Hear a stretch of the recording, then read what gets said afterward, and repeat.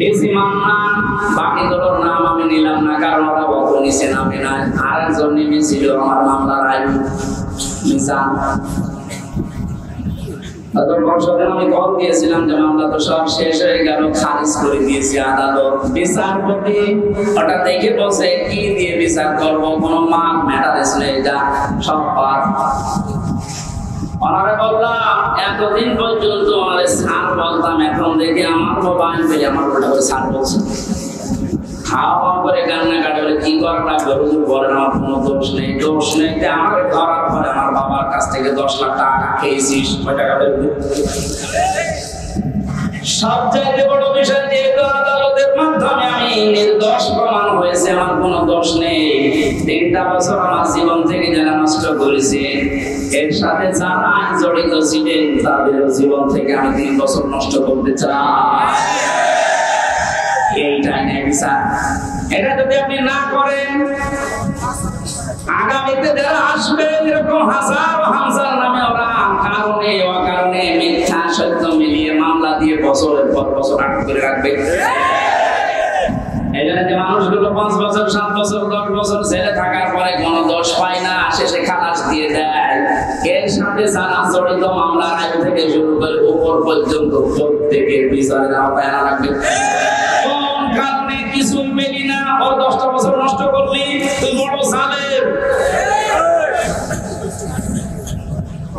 জালেমের কথা এই কারণে বলছি, এই কারণে শব্দটা শুনতে যত সহজ মনে হচ্ছে, বিষয়টা অত সহজ না।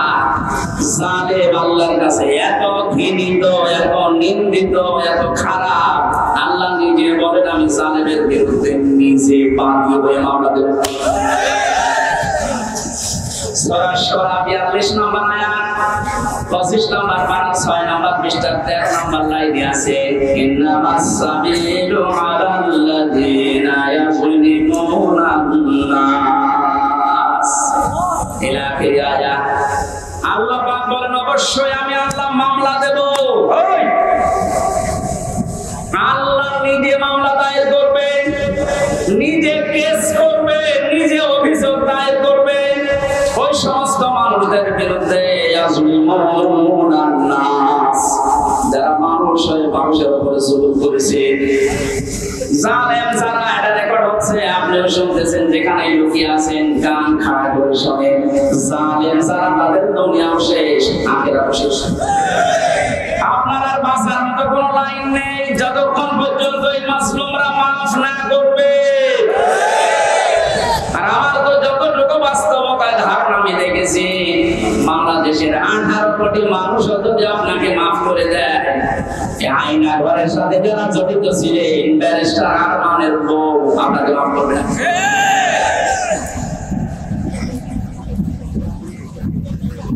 কি অসহায় মনে হতো নিজেকে, মাটির নিচে একদিকে, পেছনে হাত বাঁধা, কালো কাপড় দিয়ে চোখ বাঁধা, ডান্ডা পেড়ি দেওয়া পায়ে, মাথায় দড়ি দিয়ে 11 ঘন্টা টাঙিয়ে রেখেছে। তাতে একটা অপরাধ করতাম, মেনে নিতে পারতাম, কিচ্ছু জানি না ওই বিষয়ে। কোন পাগল কোন ছাগল না এসে সিরাজগঞ্জ থেকে গেছে সংসদ ভাঙবে একটা কাঁচি নিয়ে, তাই পুলিশে ধরেছে, এখানে গিয়ে সংসদ ভেঙে ফেলবো। কাঁচি দিয়ে সংসদ ভাঙা যায়? বোম মারলে ওড়ে না, আর তুমি কাঁচি নিয়ে এসেছো। ওনাকে বলেছে যে আমি হুজুরের ওয়াজ শুনে উদ্বুদ্ধ হয়ে সংসদ ভাঙতে এসেছি। কোন হুজুর? আমি রাখতাম, ধরে নিয়ে আই। আমি বারবার বলার চেষ্টা করেছি 164 ম্যাজিস্ট্রেটের কাছে, স্যার আমার বাসা আপনার মোবাইল আছে, আপনি দেখেন তো আমি কোন ওয়াজ করলাম যে আমার ওয়াজ শুনে উদ্বুদ্ধ হয়ে সংসদ ভাঙতে গেল। আমার হাত বাঁধা, কিছু করার নেই। বিচার ব্যবস্থা কোথায় নামিয়েছেন আপনি?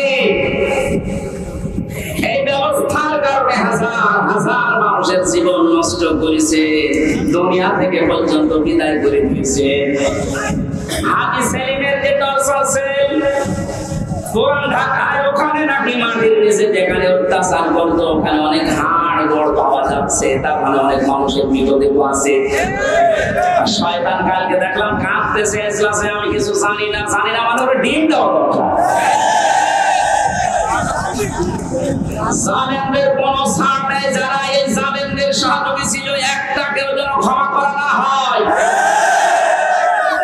1628 জন মানুষ দায়িত্বে ছিল, মেন জালেম যে তার পক্ষে ছিল 1728 জন চেয়ার ধারিল, এদের একটা বিচার না করে ছাড় দেওয়া যাবে না। যদি ছাড় দিয়ে দিন আগামীতে কিন্তু এই জুলুম আবার আসবে। এই জন্য বাংলাদেশ জামাতে ইসলামের যিনি শ্রদ্ধাভাজন আমির ডাক্তার শফিকুর রহমান একটা ঘোষণা দিয়েছে, আমরা এক জালেমের কাছ থেকে মুক্ত হয়ে আর কোন জালেমকে দেখতে চাই না। এই কথাটা অনেকেই নিজের গায়ে পেতে নিয়েছে। আরে ভাই, অনেকে আপনার নাম ধরে বলেছে, তাহলে আপনি নিজের জুলুম করবেন এরকম আশায় আছে, এই কারণে নিজের নামে পেতে দিয়ে নিচ্ছে। আলহামদুলিল্লাহ রাব্বিল মাশরিকি ওয়াল মাগরিবি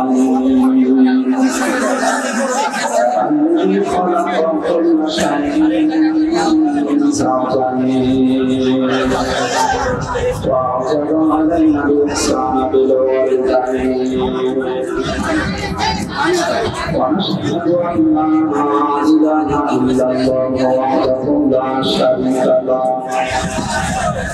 وأشهد أن محمدا عبده ورسوله سيد الكونين صلى الله عليه وعلى آله وصحبه وأتباعه أجمعين لا إله إلا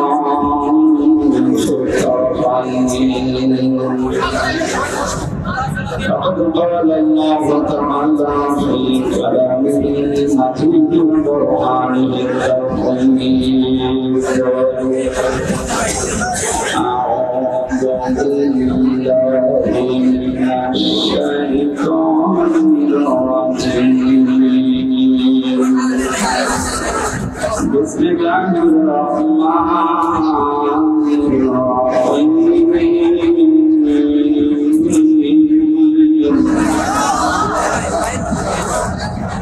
ولا يسأل حميم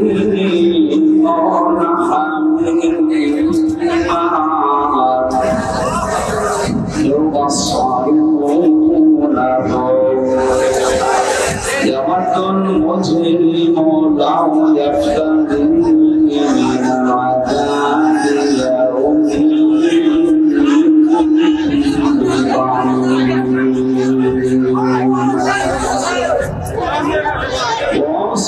وصاحبته وعقله وفصيلته التي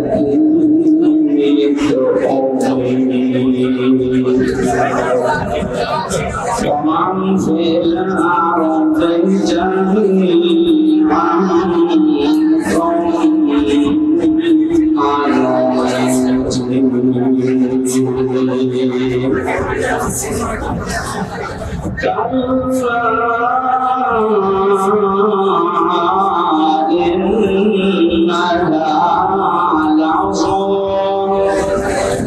نزاعة للشوى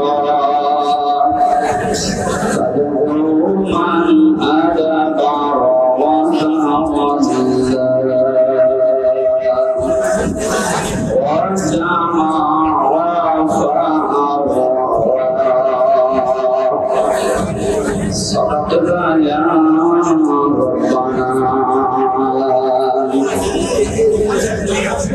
عن أبي هريرة رضي الله تعالى عنه قال النبي صلى الله عليه وسلم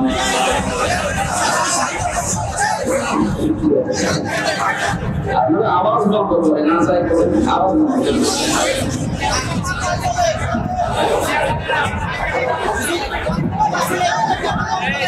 يقول سبعة يظلهم الله في ظله يوم لا ظل إلا ظله والإمام العادل إلى آخر الحديث رواه ابن ماجه.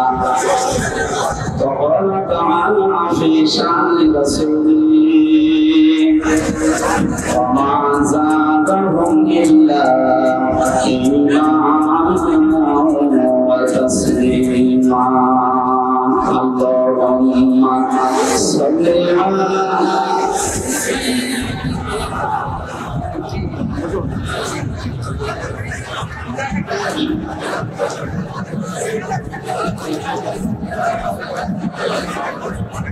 আলহামদুলিল্লাহ,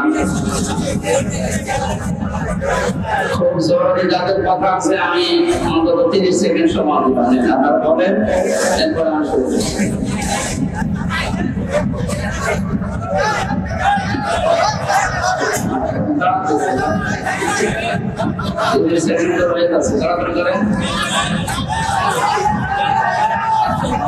কথা বাকি আছে?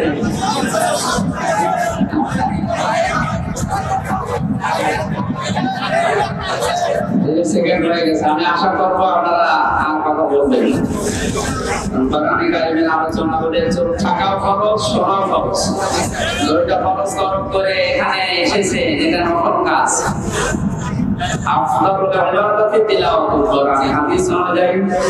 যত নকল কাজ আছে সর্বোত্তম নকল এইটা। বিশ্বনবী মসজিদে নববীতে প্রবেশ করলেন, দেখলেন বাম দিকে কিছু মানুষ আল্লাহ জিকির করছে, ডান দিকে তাকিয়ে দেখলেন কিছু মানুষ আল্লাহ কোরআনে কারিম নিয়ে আলোচনায় আছে।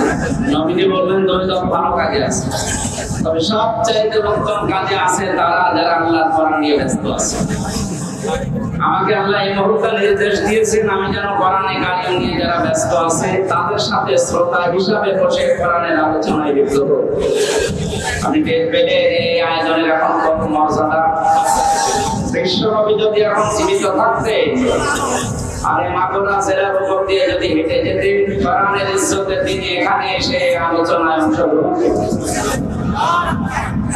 আয়োজনের আজকে এত সম্মান, এত মর্যাদা বৃদ্ধি হয়ে গেছে। সুতরাং এখানে একটু বসার জায়গা বা দাঁড়ানোর জায়গা পেয়েছেন, খুশি হয়ে কি করো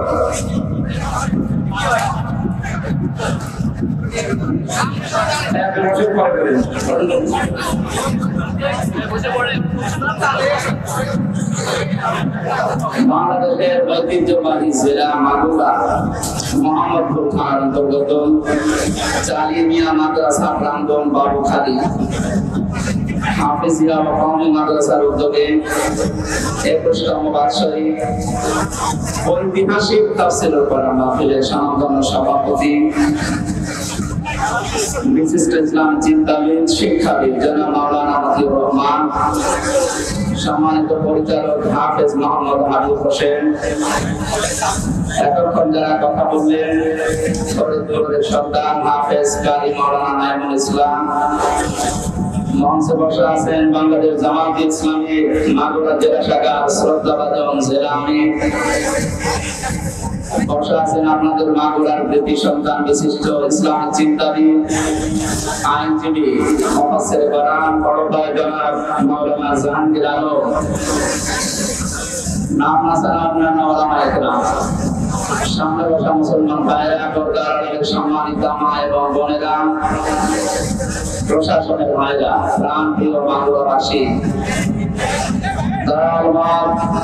জাতি বর্ণ ধর্ম নির্বিশেষে কোরআনের অনুষ্ঠানে আজকে যারা ইবাদত মনে করে এসেছে বলেন আলহামদুলিল্লাহ। এটা ইবাদত চলছে নাকি চলছে? নামাজ যেমন ইবাদত মনে করে পড়ে, নামাজে দাঁড়াবে যেমন এদিকে ওদিকে তাকানো যায় না, কথা বলা যায় না, শুধু ফ্যান গণনা করা যায়। সব যদি আপনি মনে করেন নামাজেতে 7, 10, 15 মিনিট দাঁড়িয়ে আছেন সব নিষিদ্ধ, এখানে 1 ঘন্টা সময় দেওয়া লাগবে, সব নিষিদ্ধ, পারবেন না? ইবাদত করতে হলে ইবাদতের মতো করা লাগবে। যেখানে আছেন যদি ওই অবস্থায় আপনার জীবন কেটে যায়, লাতারকা বন্যা তবাক বানান তবাক, নবী যেখানে আছেন ওখানে থাকলে হবে না, আপনাকে উপর উঠা লাগবে। এক স্তর থেকে আপনাকে আরেক স্তরে নিয়ে যেতে চায়। বাচ্চারা যখন জন্ম দেয় দেখবেন ছোটবেলায় এই জন্মগ্রহণ করা বাচ্চাগুলো মানুষ ডাক্তারের কাছে নিয়ে যায়। ডাক্তার প্রথমে ওজন দেয়, মনে করেন 1 বছর বয়সে ওজন হয়েছে 3 কেজি, কত 3 কেজি বা 5 কেজি, 1 বছরের ওজন। এই 5 কেজির বাচ্চাকে আপনি 2 বছর পরে আবার নিয়ে গেলেন, ডাক্তার আবার ওজন দিচ্ছে 5 কেজি আছে, কি অসুস্থ না সুস্থ? জন্মের পর থেকে আমরা মনে হয় দেশে মুসলমান হয়ে যেহেতু জন্মগ্রহণই করেছি মুসলমানের ঘরে, আর ৯৬% মুসলমান এই দেশে আছে, এই কারণে এরকম অনুষ্ঠানগুলো আমরা অন্তত দেশের আবহমান কাল থেকে চলে আসতেছি। আমরা কয়েকদিন আগে একটা জরিপ পেয়েছি, মক্কা থেকে মদিনায় ইসলাম যাওয়ার আগে মুহাম্মদ রাসূলুল্লাহর সাহাবী এবং নবীদের মামাতো ভাই এই বাংলাদেশে ইসলাম অলরেডি নিয়ে এসেছিলেন। এই বাংলাদেশ, ভারত, পাকিস্তান এই এলাকাতে একটা মসজিদের সন্ধান পাওয়া গেছে উত্তরাঞ্চলে। তার মাটি পরীক্ষা করে দেখা গেছে এই মসজিদটা ১৪৭৩ বছর আর এই ৭ বছর কত হয়? ৮০ বছর। আপনি নবীজির জন্মের যে হিসাবটা আছে যদি হিসাব করে দেখেন, যারা গবেষণা করছে তারা বলছে যে সময় এই মসজিদের এখানে প্রতিষ্ঠা, মৃত্তিকা গবেষণাগারের রিপোর্ট অনুযায়ী এই বিশ্ব নবী ওই সময় দুনিয়ায় ৩ বছর বেঁচে ছিলেন। তার মানে নবীজি এই পৃথিবীতে জীবিত থাকতে এই দেশে ইসলাম চলে এসেছে। তারা বুঝতেছে যেহেতু ইসলাম অনেক আগে শিকড় গেড়ে আছে এখানে, সেই হিসাবে বহুদিন থেকে কোরআনের আলোচনা ধারাবাহিক ভাবে এখানে চলতেছে, চলবে ইলা ইয়াউমিল কিয়ামা। এখন এটা দেওয়ার সময়, এখন কখন খাবো এটা?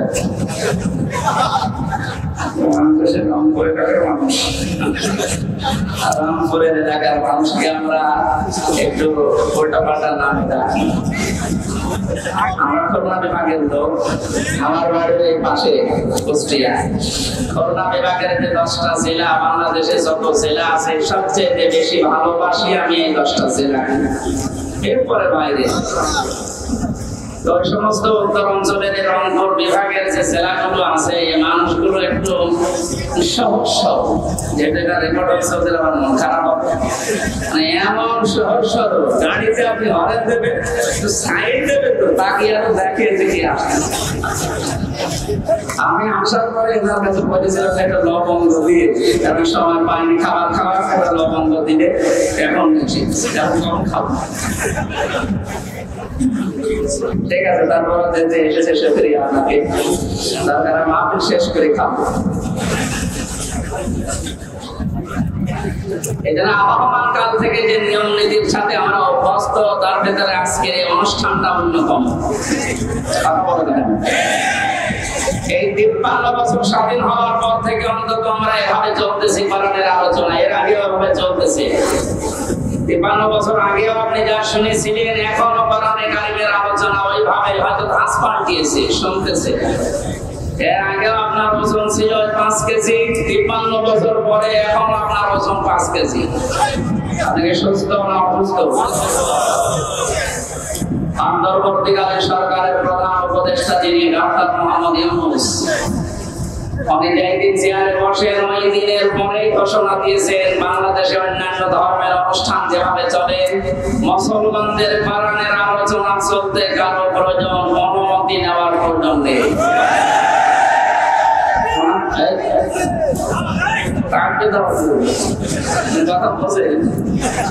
অনেক মতের সাথে আমার মতের মিল নেই, কিন্তু এই বিষয়টা এত ভালো লেগেছে, দোয়া করছি আল্লাহ এই কথাটার কারণে তার জীবনটা তুমি পরিচ্ছন্ন করবে। স্বাধীন এবং পরাধীন শুধু নাম সন্তান, বাস্তবে ১৫-১৬ বছরে আমরা যে অবস্থার সম্মুখীন হয়েছিলাম, একটা স্বাধীন জাতি দাবি করতাম চেতনা নিয়ে, অথচ আমরা ছিলাম পুরা পরাধীন। আপনাদের বানানো সংবিধান অনুযায়ী হলেও তো আমার বাড়ি কুষ্টিয়া, এখানে এসে কোরআনের দাওয়াত দেওয়া, সংবিধান অনুযায়ী কথা বলার অধিকার ছিল না? যারা দিল না ওরা কি শুধু আমারে কথা দিয়েছে না কোরআনকে? ডাইরেক্ট ইনডাইরেক্ট যদি কেউ কোরআনে বাধা দেয়, আল্লাহ কি করে তার বাস্তব প্রমাণ ৫ তারিখ থেকে আজকের ৪ তারিখ পর্যন্ত। একটা গান বানিয়েছে দেখলাম, কোথায় নামে তার বললাম না, কোথায় সে কাবা কাকু, কোথায় গরম গরম কথা। এই জেলায় যারা এরকম উল্টা পাল্টা ক্ষমতা ক্ষমতার গরম দেখিয়ে কোরআনের আলোচনাগুলো বন্ধ করে দিতে নির্দ্বিধায় ফতোয়া দেওয়া যায় আপনি কাফের। এটা তো আমি বানালাম। وقال الذين كفروا لا تسمعوا لهذا القرآن والغوا فيه لعلكم تغلبون। আল্লাহ পাক বলেন কাফেররা সিদ্ধান্ত নিয়েছিল এটা যে সব চলতে দাও, বাধা দিও না, কিন্তু কোরআনে বাধা দাও। সিদ্ধান্ত কাদের? আল্লাহ বলেন ৯৬% মুসলমান আমরা দেশে বাস করি। বাকি অন্যান্য জাতি যারা আছে তাদের ধর্মীয় অনুষ্ঠানগুলোতে বাধা দেওয়া দূরের কথা, আমরা দেখেছি আর সাহায্য করা হতো। মুসলমানদের ভেতরে যারা ইসলামকে ভিন্ন খাতে প্রবাহিত করার জন্য চেষ্টা চালিয়েছে বিভিন্ন নাম নিয়ে, তাদের অনুষ্ঠানগুলোতে কোনো বাধা আমি দেখিনি। বিশেষ করে পীর নামে, পীর তত্ত্বের নামে যে ইসলাম প্রচার করা হয়েছে এই দেশে, একটা বানানো ইসলাম, যেমন তাহিদি ভাই করেছিল, বছর ৯ ঘন্টালি করেছিল, আবু সুফিয়ান আল কাদরি ভাই করেছিল। এই সমস্ত জায়গাতে আমি নিজে দেখেছি বাধা তো নেই। পাশে ৫ কিলোমিটার করে তাফসীর মাহফিল বাধা তো দিয়েছে, গ্রেফতার করেছে। কোরআনের আয়াত অনুযায়ী বোঝা যাচ্ছে কোরআন যারা বাধা দেয় কোরআন প্রসারে কায়েমে, এরা কাফের। সিদ্ধান্তটা মুসলমানদের না, সিদ্ধান্ত কাফেরদের। কাদের বলে তো? এখানে একটা মাসলা বলছি, কেউ যদি কাফেরকে কাফের মনে না করে সে কাফের। যেখানে আমি ৩টা বছরের ভেতরে সবচাইতে বেশি এই কথাটা মাওলানা মামুনুল হকের কাছে শুনেছি। উনি মাঝে মাঝে বলতেন, হামজা যদি বাইরে যেতে পারি কাফেরের জানাজায় যাব না, কবরে যাব না। বললাম ভাই আপনি এই বিষয়টা নিয়ে তো বেশি কথা বলেন। দেখো কোরআনে কারিমে আল্লাহ জানিয়েছেন, ওয়ালা তুসাল্লি আলা আহাদিন মিনহুম মাতা বাদাউ ওয়ালা তাকুম আলা কবরি ইলা আখিরি আয়াত। সূরা তাওবা ৮৪ নম্বর আয়াতের প্রথম অংশে আছে আল্লাহ পাক বলেন, হে নবী এরা মারা গেলে এদের কবরের পাশে দাঁড়ানো দূরের কথা, এদের জানাজার নামাজ পড়া দূরের কথা, আপনি এর পাশ দিয়েও যাবেন না। যদিও তাকুম আলা কবরের ব্যাখ্যা দুইটা পেয়েছি তাফসীরে। কাফেরের কবরের পাশ দিয়েও হেঁটে যাবেন না এবং কবরের পাশে দাঁড়াবেন না, কারণ জায়গাটা গজবের। কিসের? কাফেরকে যেখানে মাটিতে রাখা হয় জায়গাটা গজবের হয়ে যায়। এর প্রমাণ আবু জাহেলের কবর। বদরের ময়দান দেখতে গিয়েছিলাম, যিনি আমার সাথে ছিল ওই দেশের আমার বলছে, এই যে বিশাল কবরস্থান, এটা সাহাবীদের 14 জন সাহাবী শহীদ হয়েছিল, এখানে সবাই আছে। পাশে এই বিশাল খেজুর বাগান, এই পাশে একটা গর্তের মতো কুয়ার মতো দেখালো যে এই জায়গায় 14 জন কাফেরকে, 70 জন কাফেরকে এক জায়গায় মাটি দেওয়া। আমার বলছে হুজুর এটা শয়তানের কবর। শয়তান মানে আবু জাহেলের। বলে তারা আদর করে এভাবে মাটি দেয় যে লুপ্ত করে দিয়েছে। যে কথাগুলো আমাকে জানিয়েছে তার ভেতরে দুইটা গুরুত্বপূর্ণ। এক নম্বরে বলে হুজুর এখানে কিন্তু বহু পানি আসে, যে পাশে যে কুয়া, গ্যালন গ্যালন পানি উঠতেছে এখান থেকে। এখানে পানি আসার পর কোন গাছ আজ পর্যন্ত জন্মায় না। পাশে দেখেন খেজুর বাগান, কিন্তু তাজা বুঝেছি। আপনার কি মনে হয় কি আল্লাহ আপেল খাওয়াচ্ছেন? হ্যাঁ, কবরে আল্লাহ আগুন লাগিয়েছেন, এত হট এত গরম, এজন্য ওখানে কিছু জন্মই নেয় না, জায়গাটা গজবের জায়গা হয়ে গেছে। কাবা শরীফ তাওয়াফ করার পরে উপর দিয়ে ঘুরছিলাম, হঠাৎ দেখে আমার পেটে ব্যথা করছে। এক পুলিশকে ডাক দিয়ে বললাম, ভাই এতক্ষণ তো ভালোই ছিলাম, এখন আমার পেটে ব্যথা করছে, কি করবো? আমার কাছে হাজির হচ্ছে তাই না মিলা দোকান। ও হাজি, দেশ কোথায়? জিতুল বাংলাদেশ। বাংলাদেশ থেকে এসেছি। ভাষা দিয়ে আমার বলছে, হাজি সাহেব আপনি জানেন না এটা কোন জায়গা? না তো। হাউজের বাড়ি। আপনি এখনো পায়খানা না করে দাঁড়িয়ে আছেন, তাড়াতাড়ি যান। সত্যি কথা বলছি, কাজ সেরে এসে দেখে আমার পেটের ব্যথা ভালো হয়ে গেছে। আল্লাহ আমাকে জানাতে চেয়েছে, হামজা ওই সময় 4.5 লাখ করে টাকা লাগতো, এত টাকা খরচ করে সেই দেশ থেকে আসলে এখানে আরে শয়তানের মুখে পায়খানা না করে চলে যাওয়া, তারপরে তো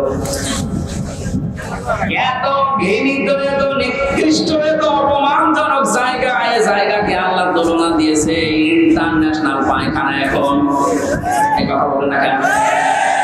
3টা কারণ পেয়েছি।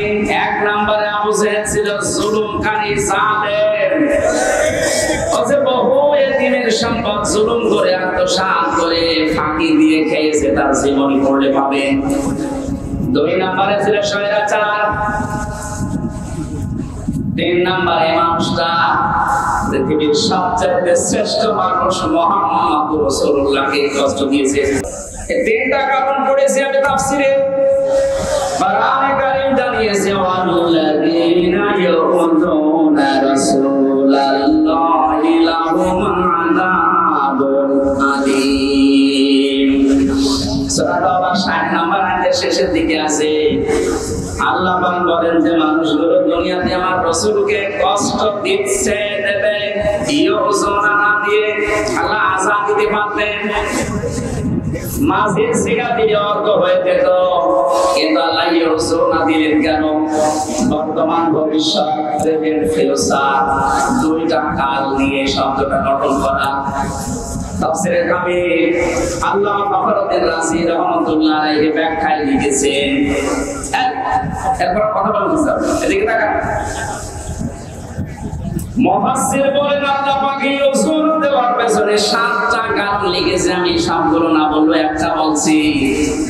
যেহেতু কিয়ামত পর্যন্ত থাকবেন না, থাকবেন, আমাদের দুনিয়া থেকে বিদায় নিয়েছে, তাহলে ইউযুন দেওয়ার কারণ কি? প্রথম কারণ লিখেছে, কিয়ামত পর্যন্ত রাসূলুল্লাহ থাকবে না, কিন্তু রাসূলুল্লাহর ওয়ারিসরা থাকবে। বিশ্বনবীকে কষ্ট দিয়ে যেমন আযাবুন আলীম, এই ঘোষণা আছে, নবীর ওয়ারিসদেরকে কেউ যদি কষ্ট দেয়, মাস্ট বি আল্লাহ ওইরকম আযাবই কিয়ামত পর্যন্ত পাঠাতে থাকবে।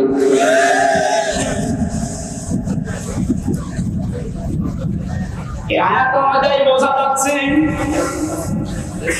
আজ নবীজি দুনিয়াতে নেই, বিশ্বনবীর ওয়ারিস যারা আলেম, সত্যিকারের আলেম যারা, আলেম হলেই হবে না, আলেম তো বহু আছে আমরা দেখতে পাচ্ছি। ফরিদউদ্দিন মাসুদ আলেম,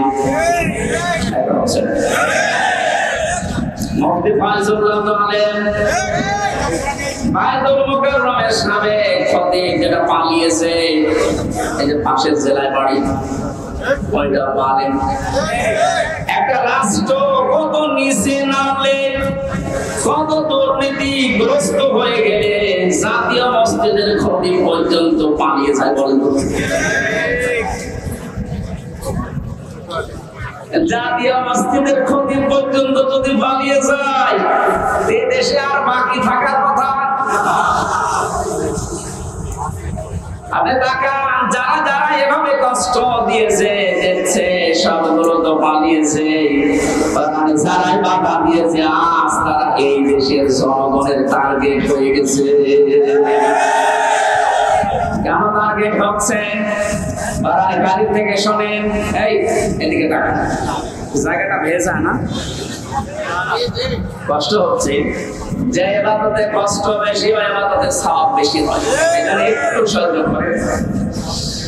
সূরা আলে ইমরান 4 নম্বর পারা 12 নম্বর পৃষ্ঠা 9 নম্বর 7 নম্বর লাইনের 178 নম্বর আয়াত। এটা রব্বুল আলামিন বলেন, ওয়ালা ইয়াহসাবান্নাল্লাযীনা কাফারু আন্নামা নুমলি লাহুম খায়রুল লিআনফুসিহিম إنما نملي لهم ليزدادوا إثما ولهم عذاب مهين। আমি আয়াতটা পড়লাম তাফসীরের সাথে মিলালাম, দেখলাম না বাস্তবতায় খাপে খাপ মমতাজের বাপ বিবেক আছে। আল্লাহ পাক বলেন, হে নবী, কাফেরেরা ধারণা করে তাদের যে ক্ষমতা, তাদের যে অর্থ সম্পদ, বিত্ত বৈভব দেওয়া হয়েছে, এগুলো মনে হয় তাদেরকে কল্যাণের জন্য ভালো বেশি আল্লাহ দিয়েছে। আপনি কখনো এটা মনে করবেন না কাফেরদেরকে আমি যা দিয়েছি একটা মঙ্গলের জন্য না, এই ক্ষমতা চেয়ারে বসিয়ে এদেরকে দিয়ে জুলুম করায়, অত্যাচার করায়, এই কারণে যেন ওদের পাপের বোঝা পরিপূর্ণ হয়ে যায়। এদেশের জালেমদের অবস্থার দিকে তাকান তো, পাপের বোঝা পরিপূর্ণ হওয়ার পরে আল্লাহ কিন্তু ধরেছে। এই 1200 বছর বহু মহারথী চেষ্টা করেছিল এই জালেমদের বিপক্ষে, এক সুযোগ নড়তে পারে নাই। আপনি কি মনে করছেন বেরিয়ার হত্যায় কারো কোনো হাত ছিল না? সব এখন বের হচ্ছে। এখন তিনি স্বরাষ্ট্র মন্ত্রণালয়ের দায়িত্বে আছে, আজকে ঘোষণা দিয়েছে সব আমি বের করবো। এটা তার ফেরেশতা এসে ঘটায়নি। আমি 3 বছর জেলে থাকা অবস্থায় বহু বেরিয়ারকে পেয়েছি। এই মানুষগুলোর কথা শুনলে যত কঠিন হৃদয়ের মানুষও মন নরম হয়ে যাবে, অথচ জালেমদের মন নরম হয়নি। পঞ্চগড়ের এক মুরব্বীকে পেয়েছিলাম, মনে হয় মাঝে মাঝে বলতেন, হুজুর আমার আর 1 মাস পরে আমার চাকরি শেষ হয়ে যেত, কিন্তু বিনা কারণে এই যে 14 বছর আমি আটক অবস্থায় আছি। আপনি এই লোকটা কিয়ামতে যদি বিচার দেয় আপনি কি জবাব দেবেন? অন্যগুলো বাঁধি দিলাম। একটা দুইটা না, আমি প্রায় 12টা বিষয় সামনে আনতে পেরেছি। সর্বশেষ 2024-এর হাজারের উপরে গণহত্যা। পাপ যখন পরিপূর্ণ হয়ে গেছে, আল্লাহ বলেন, ইন্না বাদশা রাব্বিকা লাশাদীদ। হে নবী, আপনার রবের ধরা বড় শক্ত ধরা। আমি এমনিতে কাউকে কিছু বলি না, কিন্তু যারে ধরি ধরে আর ছাড়ি না। এমন ধরা ধরেছে, আপনি দেখলেন দরবেশ পর্যন্ত তাড়িয়ে ফেলেছে। গত বর্ষদিন আমার যত মামলা ছিল সব খারিজ করে দিয়েছে। আমি যখন আদালত থেকে বের হচ্ছিলাম, দেখলাম হাজি সেলিম, এর নামে হাজি লাগালে কোনো আমাদের 5 সেলিম হাওমাও করে ইজলাসে কাঁদতেছে। ওর যে অপকর্মের ফেরেশতা এই 16 বছরে শয়তান এত অপরাধ করে নাই।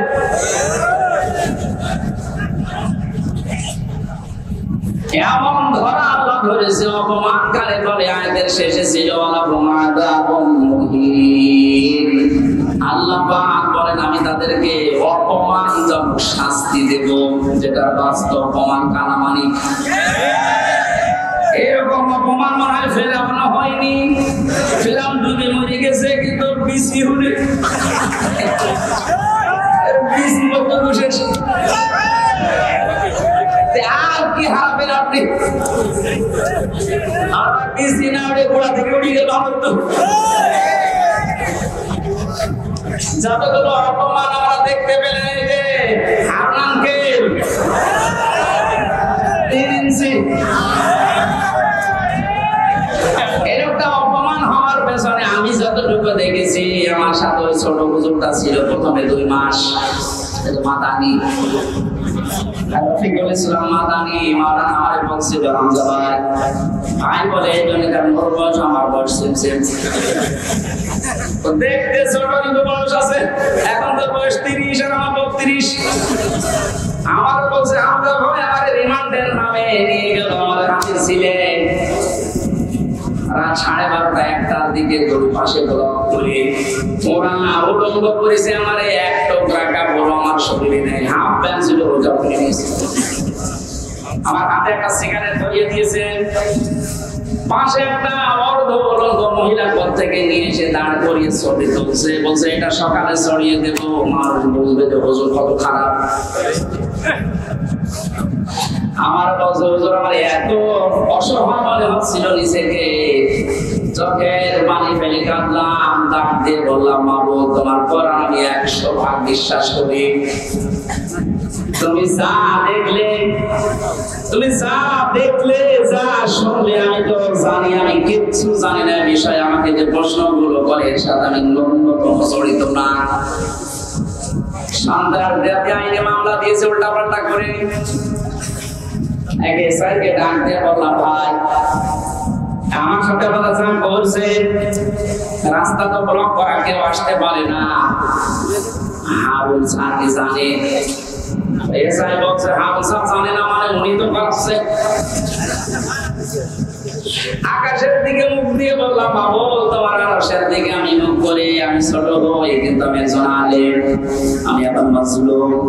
আর নবীজি জানিয়েছেন মাসলুমের দোয়া আল্লাহর ভেতরে কোনো বরকত থাকে না।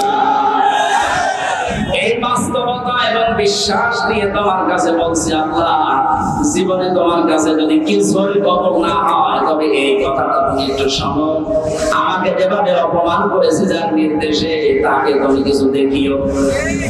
আল্লাহ দেখিয়েছেন জীবিত অবস্থায় 3 ইঞ্চি, মহিলা চিনি করছে 3 ইঞ্চি, কত নিচে নামাবে বলেন?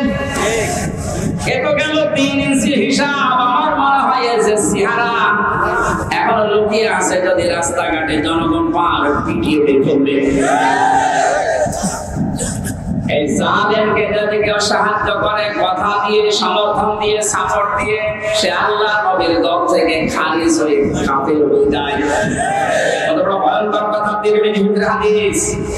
কেউ যদি জালেমকে সাহায্য করে, সহযোগিতা করে, কথা দিয়ে, সাপোর্ট দিয়ে, সেভাবে হোক, যদি জালেমকে কেউ সহযোগিতা করে, নবীজি জানিয়েছেন সে আমার উম্মত থাকে না। ও বাংলার মুসলমানেরা, নবীর উম্মতের বাইরে যারা তারা কি আরো জোরে নাম ভালো লাগবে। সুতরাং জুলুমের সাথে যারা জড়িত ছিলেন, বাংলাদেশ জামাত ইসলামের শ্রদ্ধাভাজন আমির ডাক্তার শফিকুর রহমান ঘোষণা দিয়েছেন আমরা সাধারণভাবে আমাদের কোনো অভিযোগ নেই, আমাদের রাজনৈতিক দল হিসাবে যত জুলুমের শিকার মাফ করে দিলাম, কিন্তু ব্যক্তিগতভাবে যদি কেউ জুলুমের শিকার হয়ে থাকে আরো যদি প্রতিশোধ নিতে চায় ওই পরিমাণ আমাদের পক্ষ থেকে বাধা নেই। সেই হিসাবে আমি যেহেতু ভিকটিম, আমার মাটির নিচে লেগেছিল, আয়না ধর্ষক আপনি নাম শুনেছেন, আর আমি ছিলাম ওখানে 3টা বছর আমাকে ফাঁসির কন্ডেন্স সেলের ভেতরে তালাবদ্ধ করে 24 ঘন্টা আটক রাখতো সিসি ক্যামেরা দিয়ে। কেউ যেন আমার সাথে কথাও না বলে, দেখাও না করে, এমনকি কারারক্ষী 2-1টা একটু ভালো ছিল, সবাই করে না। 2-1 জন এসে যদি একটু সালাম দিত, ওই যে উপর থেকে ক্যামেরা লাগানো, ও চাকরি পর্যন্ত চলে যাবে, এরকম সিস্টেম করেছিল। এত কড়াকড়ি আপনি কেন করলেন? এই জুলুমের সাথে যারা নিযুক্ত ছিল, টপ্প গঠন যে কয়টা, এত পরশুদিন আমার মামলা পুরাটা আদালত খারিজ করে দিয়েছে, কোনো দোষ আমার পাইনি। তাহলে বোঝা যাচ্ছে বিষয়ে আমি কিছু জানি না, আমি পোড়া নিরপরাধ মানুষকে যারা বেকার 3টা বছর শাস্তি দিল, তাদের বিরুদ্ধে এখন এরকম 3 বছরের শাস্তি আমিও চাই।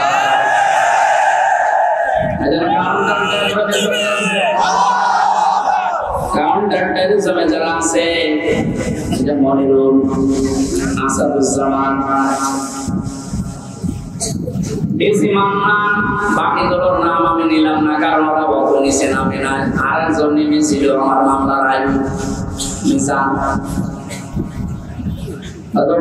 আমি কল দিয়েছিলাম যে মামলা তো সব শেষ হয়ে গেল, খারিজ করে দিয়েছি আদালত। বিচারপতি ওটা দেখে বসে কি দিয়ে বিচার করবো, কোনো মান ম্যাটার নেই, যা সব পার ওনারে বললাম এতদিন পর্যন্ত ওনারে স্যার বলতাম, এখন দেখি আমার মোবাইল পেলে আমার ওটা করে স্যার বলছে। খাওয়া করে কান্নাকাটি বলে কি করা হুজুর বলেন আমার কোনো দোষ নেই। দোষ নেই আমাকে ধরার পরে আমার বাবার কাছ থেকে 10 লাখ টাকা খেয়েছিস, কয় টাকা দেবে? সবচাইতে বড় বিষয়, যেহেতু আদালতের মাধ্যমে আমি নির্দোষ প্রমাণ হয়েছে, আমার কোনো দোষ নেই। 3টা বছর আমার জীবন থেকে যারা নষ্ট করেছে, এর সাথে যারা জড়িত ছিলেন তাদের জীবন থেকে আমি 3 বছর নষ্ট করতে চাই। এইটাই নেই বিচার। এটা যদি আপনি না করেন, আগামীতে যারা আসবে এরকম হাজার হামজার নামে ওরা কারণে অকারণে মিথ্যা সত্য মিলিয়ে মামলা দিয়ে বছরের পর বছর আটক করে রাখবে।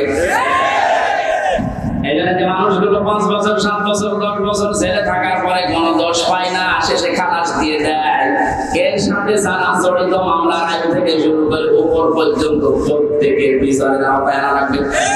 কোন কারণে কিছু মেলি না, ও 10টা বছর নষ্ট করলি, তুই বড় জালেম। জালেমের কথা এই কারণে বলছি, এই কারণে শব্দটা শুনতে যত সহজ মনে হচ্ছে, বিষয়টা অত সহজ না। জালেম আল্লাহর কাছে এত ঘৃণিত, এত নিন্দিত, এত খারাপ, আল্লাহ নিজে বলেন আমি জালেমের বিরুদ্ধে নিজে বাদী হয়ে মামলা দেব। সূরা শুরা 42 নম্বর আয়াত, 25 নম্বর পারা 6 নম্বর পৃষ্ঠা 13 নম্বর লাইনে আছে, ইন্নামাস সাবিলু আলাল্লাযিনা ইয়াযলিমুনা আন-নাস। ইলা আখির আয়াত। আল্লাহ পাক বলেন অবশ্যই আমি আল্লাহ মামলা দেব। আল্লাহ নিজে মামলা দায়ের করবে, নিজে কেস করবে, নিজে অভিযোগ দায়ের করবে ওই সমস্ত মানুষদের বিরুদ্ধে যারা মানুষ হয়ে মানুষের উপরে জুলুম করেছে। জালেম যারা, এটা রেকর্ড হচ্ছে, আপনিও শুনতেছেন, যেখানে লুকিয়ে আছেন কান খাড়া করে শোনেন। জালেম যারা, তাদের দুনিয়াও শেষ, আখিরাতও শেষ। আপনার আর বাঁচার মতো কোনো লাইন নেই যতক্ষণ পর্যন্ত এই মাসলুমরা মাফ না করবে। আর আমার তো যতটুকু বাস্তবতায় ধারণা আমি দেখেছি, বাংলাদেশের 18 কোটি মানুষ যদি আপনাকে মাফ করে দেয়, আইনা ঘরের সাথে যারা জড়িত ছিলেন, ব্যারিস্টার আরমানের বউ আপনাকে মাফ করবে না।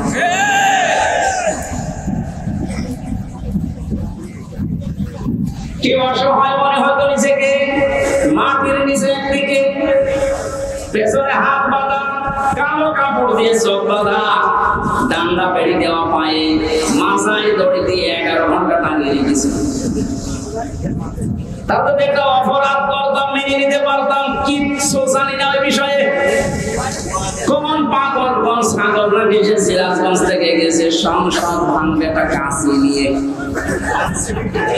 তাই পুলিশে ধরেছে, এখানে গিয়ে সংসদ ভেঙে ফেলবো। কাঁচি দিয়ে সংসদ ভাঙা যায়? বোম মারলে ওড়ে না। আর তুমি কাঁচি নিয়ে এসেছো। ওনাকে বলেছে যে আমি হুজুরের ওয়াজ শুনে উদ্বুদ্ধ হয়ে সংসদ ভাঙতে এসেছি। কোন হুজুর? আমি রামদা ধরে নিয়ে আই। এই আমার অপরাধ। আমি বারবার বলার চেষ্টা করেছি 164 এ ম্যাজিস্ট্রেটের কাছে, স্যার আমার বাসা আপনার মোবাইল আছে, আপনি দেখেন তো আমি কোন ওয়াজ করলাম যে আমার ওয়াজ শুনে উদ্বুদ্ধ হয়ে সংসদ ভাঙতে গেল। আমার হাত বাঁধা, কিছু করার নেই। বিচার ব্যবস্থা কোথায় নামিয়েছেন আপনি? এই ব্যবস্থার কারণে হাজার হাজার মানুষের জীবন নষ্ট করেছে, দুনিয়া থেকে পর্যন্ত বিদায় করে দিয়েছে। হাজি সেলিমের যে টর্চার সেল, কোরআন ঢাকায়, ওখানে নাকি মাটির নিচে যেখানে অত্যাচার করতো, ওখানে অনেক হাড় গোড় পাওয়া যাচ্ছে, তার মানে অনেক মানুষের মৃতদেহ আছে। শয়তান কালকে দেখলাম কাঁদতেছে এজলাসে, আমি কিছু জানি না, জানি না মানে ওরা ডিম দেওয়া দরকার। জালেমদের কোনো ছাড় নেই, যারা এই জালেমদের সহযোগী ছিল, একটাকেও যেন ক্ষমা করা না হয়। 1628 জন মানুষ দায়িত্বে ছিল, মেন জালেম যে তার পক্ষে ছিল 1728 জন চেয়ার ধারিল, এদের একটা বিচার না করে ছাড় দেওয়া যাবে না। যদি ছাড় দিয়ে দিন, আগামীতে কিন্তু এই জুলুম আবার আসবে।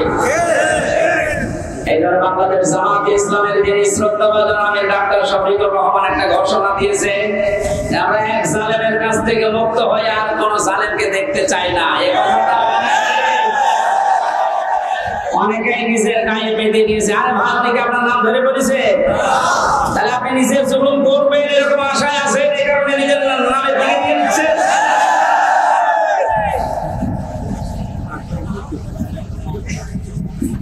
জীবিত ওলি দেখেননি জীবনে, মরা ওলি দেখেছে।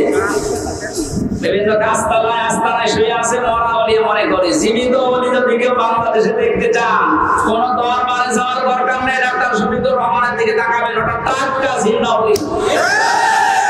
আমি নিজে সাক্ষী দিচ্ছি, তার যে ইবাদতের মাত্রা, তাতে ইখলাস, দ্বীনের জন্য যে কুরবানি এবং আল্লাহর প্রতি তার যে তাওয়াক্কুল কোন পর্যায়ে আপনাদের মাথায় ধরবে না। আমি 4 দিন তার সাথে ছিলাম, দেখেছি আল্লাহ মানুষকে এরকম ধৈর্য দেয়। তার ছেলেটা ওই সময় জেলখানায়, তার বউ অসুস্থ, তার দলের লোক হাজার হাজার লক্ষ লক্ষ পালিয়ে বেড়াচ্ছে, অধিকাংশ জেলখানায়, সবকিছু তাদের শেষ 15 বছরে, অথচ লোকটার ভেতরে কোনো টেনশন, কোনো চিন্তা, কোনো চাপ নেই। এত কষ্ট করে জেলখানায় থেকে হাজিরা দিয়ে যখন আদালত থেকে আসলো, বলতাম স্যার তো ঘুমিয়ে নেন। 12-13 ঘন্টা 15 ঘন্টা পর্যন্ত এত কষ্ট করে এসে কিছুক্ষণ তেলাওয়াত, কিছুক্ষণ জিকির, কিছুক্ষণ দরুদ শরীফ পড়ে কয়েক ঘন্টা ঘুমিয়ে এরপরে দেখতাম তাহাজ্জুদের নামাজে যতটুকু পারে পড়ে, এরপরে উনি যে সেজদায় পড়ে যেত 30 মিনিট, 40 মিনিট, 50 মিনিট, 1 ঘন্টা, 1.5 ঘন্টা একটা সেজদায় কাঁদতে কাঁদতে মুরব্বি মানুষ, চোখে ভোর পর্যন্ত পাকা, দাড়ি মাখা, ভিজে ভিজে পানি পড়ছে সেজদায়। আপনি ওলি দেখতে যান, অধিকাংশ গুলো ফজরের নামাজ পড়ে না। আর এই লোকটার তাওয়াক্কুল আর কষ্ট শিকার দেখেছেন কোন পর্যায়ে। একদিন বলেছিলাম যে স্যার, এখানে দুষ্ট কিছু মানুষ আছে, তারা মোবাইল নিয়ে এসে তাই চুরি করে, এটা রেকর্ড করছে, তো এই জন্য গোপন কথা বলা যাচ্ছে ভেতরে আবার ঝামেলা বেড়ে যাবে না। ওখানে সব ধরনের সিস্টেম করে মানুষ, কি করবে এখন অসহায়তা। বললাম যে আপনারা, আমি ওইভাবে একটা ছোট মোবাইল নিয়ে এসে একটু বাড়িতে খোঁজ নেন। আমার বলছে হামজা খান খোঁজ নেবেন কেন? আপনার ছেলে আপনার বউ অসুস্থ, আপনার দলের লোক সব পানিয়ে বেড়াচ্ছে। আমার যে কথা শুনিয়েছি আমার জীবন ভরে গেছে। আমার বলছে হামজা, ধরা পড়ার সময় আমি নিজেই প্রস্তুতি নিয়েছিলাম, 24 ঘন্টায় আমি প্রস্তুতি নিয়ে থাকি, কখনো আমার ধরে নিয়ে যাবে না। যখন নিয়ে এসেছে, আসার সময় আমি সব আমার আল্লাহর কুদরতি হাতে দিয়ে এসেছি। এই কঠিন পরিস্থিতিতে এই কথা মুখ দিয়ে বের হওয়া অত সহজ না, আপনি যত সহজ ভাবতেছেন।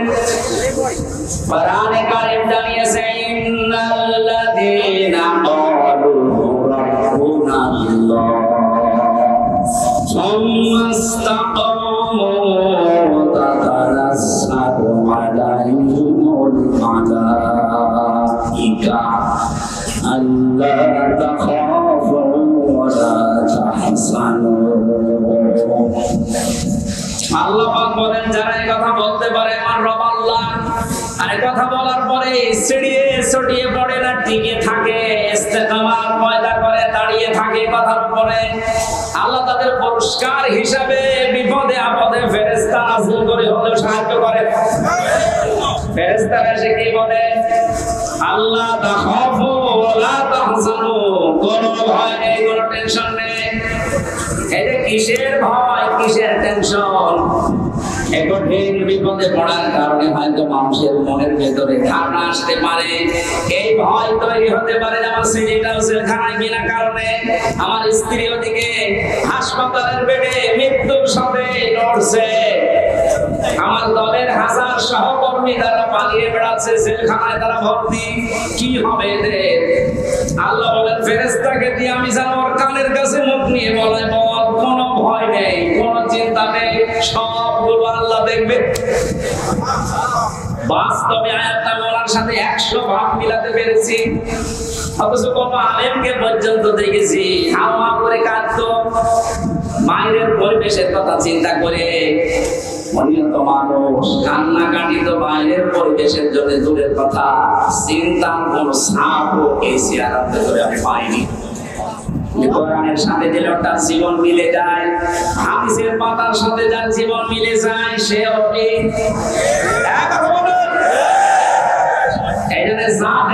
তাদের দুনিয়া শেষ। আখিরাতে তো আপনি আল্লাহর বান্দার আসামি হয়ে বসে আছেন। যিনি বিচার করবেন, যিনি রায় দেবেন, তিনি যদি মামলার বাদী হয়, কে দাঁড়াবে আপনার পক্ষে? এজন্য আপনার আখিরাত শেষ, দুনিয়া শেষ কেন বলছি? কারণ জালেমদের বিরুদ্ধে যখন মুসলিম কিছু বলে, ওটা সঙ্গে সঙ্গে আল্লাহর কাছে পৌঁছে যায়, কোনো পরদা থাকে না। আজ অনেকে বলছে যে জালেমরা যা করেছে করেছে, মাফ করে দেন না। জালেমদের মাফ করলো আল্লাহ মাফ করবে না? আল্লাহু লা ইয়াহদিল কওমাজ জালিমিন, বহু জায়গায় আল্লাহ জানিয়েছে ইয়াহদি, এটা মজারে। যারা গ্রামার বসে জিজ্ঞাসা করেন বর্তমান ভবিষ্যৎ প্রেজেন্ট ফিউচার, আল্লাহ বলেন জালেমদেরকে আমি পথ দেখাই না, হেদায়েত দেই না, দেব না। আল্লাহ বলেন আমি দিচ্ছি না, দেব না। আমি দোয়া করে করব কি? এবারে জালেম যারা সব যখন শেষ করে ফেলেছেন, গর্তের ভেতরে লোকেও আপনি ছাড় পাবেন না, কারণ আপনাকে আল্লাহ অপমান করবে। এদেশে যারা বাধা দিয়েছিলেন তারা কই আজকে আসেন তো বাধা দিতে? আসেন, আজকে আসেন। আপনাকে আমি ওয়েলকাম জানাচ্ছি। কোথায় রোগী আছে? সে কটনা শিকট, এদিকে আসেন। আজকে মাইক কেড়ে নেন তো, দেখি কোন মায়ের দুধ খেয়েছেন আপনি, আসেন। আমি গ্যারেন্টি দিচ্ছি বাংলাদেশে সামনের দিন আসতেছে, কোরআনের দিন, সামনের দিন আসতেছে, হাদিসের দিন। আগস্ট মাসের 5 তারিখের আগে জরিপ ছিল আমার কাছে, এদেশের 100 জনের মাত্র 15 থেকে 16 জন মানুষ চাইতো যে কোরআন দিয়ে, ইসলাম দিয়ে এই বাংলাদেশটা চলবে। 100 জনের সর্বোচ্চ 15 থেকে 16 জন। অথচ 5 তারিখের পরে আজকে চাই এই 30 দিনে, গতকালকে রাতে 12:30 রিপোর্ট পেয়েছি এই দেশে, তাও যে সে রিপোর্ট করে না, নির্ভরযোগ্য রিপোর্ট এটা। এদেশে এখন 100 জনের 35 জন মানুষ চাচ্ছে দেশে ইসলাম দিয়ে চলবে। সময়টা একটু বৃদ্ধি হতে দেন। 151 মানুষ যখন চাইবে যে দেশে ইসলাম দিয়ে চলো, কোন মহারথী আর বাধা দিয়ে পার পাবে না। এখন আমাদের খুব সতর্ক, ছোটখাটো কোনো বিষয় নিয়ে যেন ঝামেলায় না জড়াই। আমার এক ওস্তাদ বলছিলেন, একটা হোস্টেলে 100 ছেলে থাকে, খাবার সকালে নাস্তা দেওয়া হয়, রুটি পাউরুটি, রুটি আর কলা। এর ভেতরে কিছু মানুষ সুর তুলেছে, আমরা সকালবেলায় নাস্তা খাবো না, নাস্তার মেনু পাল্টাতে হবে। হোস্টেলে যিনি দায়িত্বে আছে ডাক দিয়ে বলছে ঠিক আছে আমি পাল্টাবো, তবে কে কোনটা বেশি খেতে চায়, যে বেশি হবে ওই দিকে আমি রায় দেবো। ভোটের সিস্টেম করেছে, রায় যখন এসেছে 20 জন চাই ওই আগেরটাই কলা পাউরুটি, 18 জন চাই খেজুরি, 15 জন চাই রোল।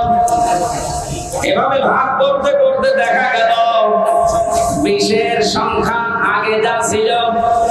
এবার আপনি বলেন তো 20 বাদ দিলে 100-র ভেতরে থাকে কত? 80 জন যদি সব একমত হতো, এ নাস্তার মেনু পাল্টানো সহজ ছিল না কঠিন ছিল? বাস্তবটা এখন আমাদের সামনে। এদেশে নাস্তিক, মুরতাদ, রাম, বাম, ইনু, নুনু,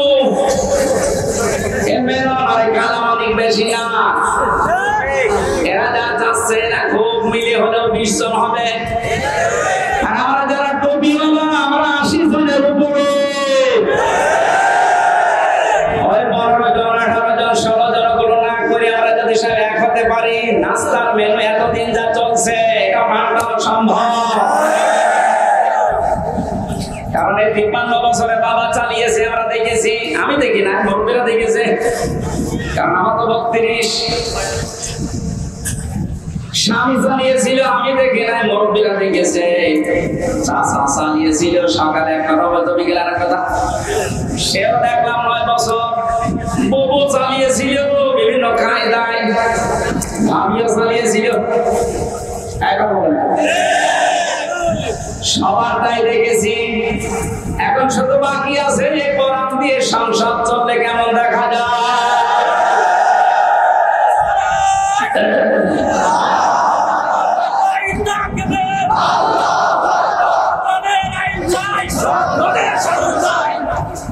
কারা কারা চান আল্লাহর এই কোরআন দিয়ে বাংলাদেশের এই সংসদ যত দেখে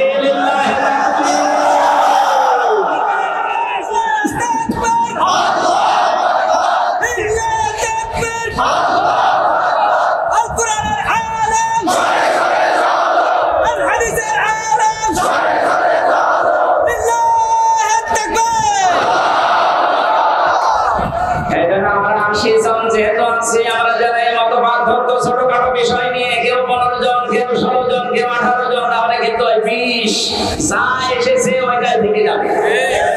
কথা বলে না কেন? আমরা আর কোনো ছোটখাটো বিষয় নিয়ে মত পার্থক্য করতে চাই না। আমাদের এক কোরআন দিয়ে সংসার চলবে। এটা অনেক জালেমরা তো বুঝেছিল, পালিয়েছে। অনেক মুনাফিক এখন অনেকে মুনাফিকি করছে, বুঝতেছে, এজন্য সুর তুলছে না। এভাবে আর চলতে দেব না। তাড়াতাড়ি তাড়াতাড়ি, কিসের তাড়াতাড়ি? আপনি কি স্বাধীন করে দিয়ে গেলেন? যারা স্বাধীন করেছে তারা যা বলবে তাদের হুকুম অনুযায়ী দেশ চলবে। এদের যদি 3 মাস হয়, 3 বছর হয়, 6 বছর হয়, 10 বছর হয়, কোনো অসুবিধা নেই।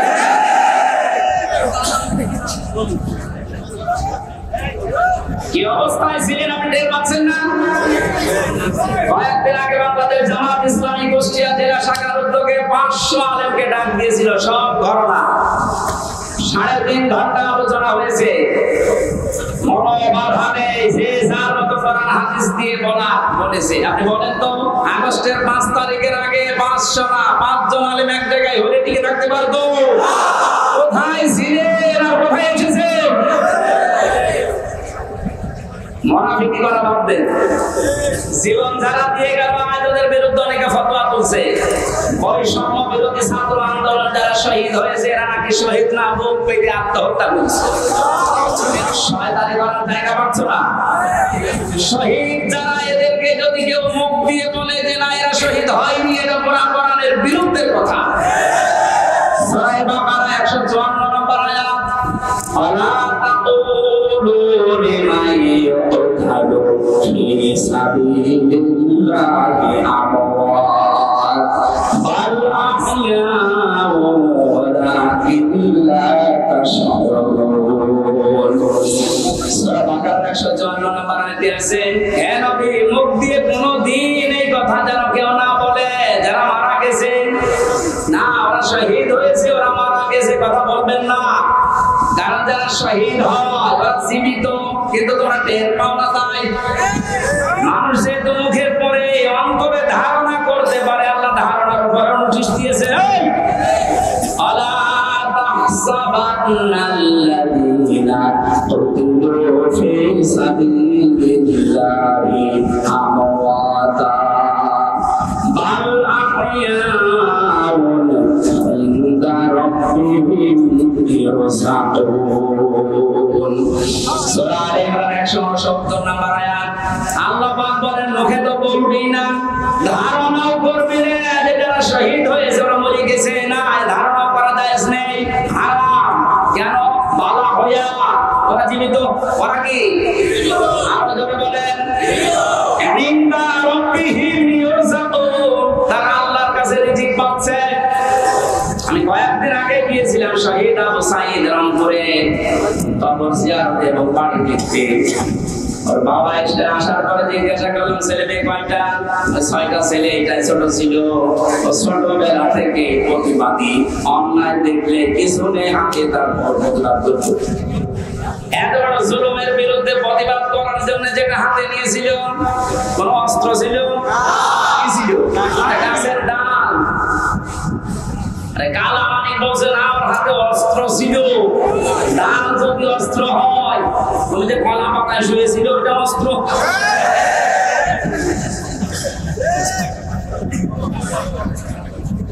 সাধ্য মতো যতটুকু আছে আমার সমর্থন বাবার হাতে কিছু দিয়ে আসলাম। দেখলাম যে প্রতিদান করতে যে জীবনটা দিয়েছে ওর কি আমাদের মতো জীবনের মায়া ছিল না? আপনার জীবনের মধ্যে যেমন মায়া আপনার সাইদের ওই রকমই ছিল। সাইদ না, সাইদ আবু সাইদ রংপুরে যেভাবে বুকটা পেটে দিয়েছে দেখেছেন।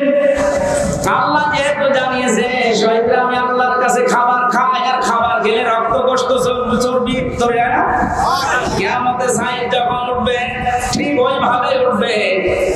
আল্লাহ জিজ্ঞাসা করবে তোর বুকে এতগুলো গুলি রক্তের দাগ, কিন্তু জবাব দিতে পারবে রব্বুল আলামিন জালেমের জুলুমের সামনে কিছুই পাইনি, জীবনটা দিয়ে দিয়েছি। এটা নিয়ে এখনো পর্যন্ত ফতোয়াবাজি করছেন আপনি। কোনদিন কথা মনে মনে ভাববেন না, বলবেন তো না। এই বৈষম্য যখন দূর করার জন্য আন্দোলন হয়েছে, আমরা চাই যে সংস্কার যখন আরম্ভ হয়ে গেছে, এদেশের যত রকমের জঞ্জাল আছে সব জায়গায় দ্রুত সংস্কার করা হয়। মাঝে মাঝে দেখি কিছু কিছু ইস্যু তৈরি করে অমুক ঘেরাও করো, অমুক জায়গা চালাও, অমুক জায়গা ধরো। কেন? 15 বছর কোথায় ছিলেন আপনি? আনসারের নাম নিয়ে যারা আজ নেমেছে, 42,000 আনসার নিয়োগ হয়েছে বছরে, তার 32,000 গোপালগঞ্জের, আর বাকি 63টা জেলা। আমরা কি ঘাস কাটছি? তার মানে বোঝা গেছে সব আপনাদের বানানো। হিন্দুদের দিয়ে আপনারা চালাতে চেয়েছিলেন বিশৃঙ্খলা তৈরি করে পৃথিবীর মানুষকে দেখাতে, হালে পানি নেয়নি। কারণ এই দেশে সংখ্যাগুরু বলে কিচ্ছু নেই, সব ওই জালেমদের বানানো। ডাক্তার শফিকুর রহমান ঘোষণা দিয়েছে বাংলাদেশে কোন সংখ্যাগুরু নেই। এদেশে যে জন্ম নিয়েছে সেই দেশের বৈধরা। কিসের সংখ্যালঘু, কিসের সংখ্যাগুরু? এই কথা বলে জালেমরা ওদের মন থেকে এই দেশের ইসলামপন্থী মানুষদের ঘেরা করে নিয়েছে।